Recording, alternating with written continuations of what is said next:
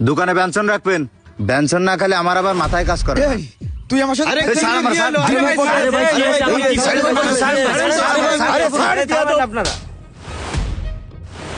বিয়াদব, তো সাহস হয় কি করে এই জোরপুরি দাঁড়ায় তুই জোরপুরি ছেলেমেলের গায়ে হাত দিস?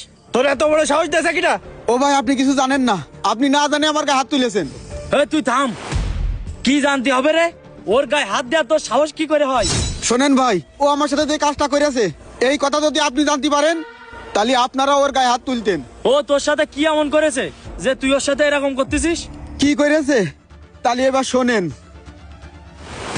এছাড়া আরো অনেক ডিজাইন আছে ভাই, এই যে একটা আছে, এই যে একটা আছে, আপনি এখন চয়েস করেন। ভাই মেন গেটের ডিজাইনটা তো ঠিক আছে, কিন্তু এই ডিজাইন অনুযায়ী কি আপনি মাল বানা দিতে পারবেন? আরে ভাই, আপনি কথাটা কইলেন কি? বিশ্বাস ওয়েল্ডিং ওয়ার্কশপ, জোহরপুর কদমতলা বাজারে 4 বছর সততার সাথে ব্যবসা করে আসতেছে।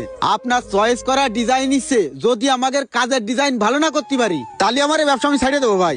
ভাই আমি আপনার বিষয়ে সবকিছু জেনে বুঝেই আইছি। এই অত্র এলাকায় বিশ্বাস ওয়েল্ডিং এন্ড ওয়ার্কশপের একটা সুনাম আছে ভাই।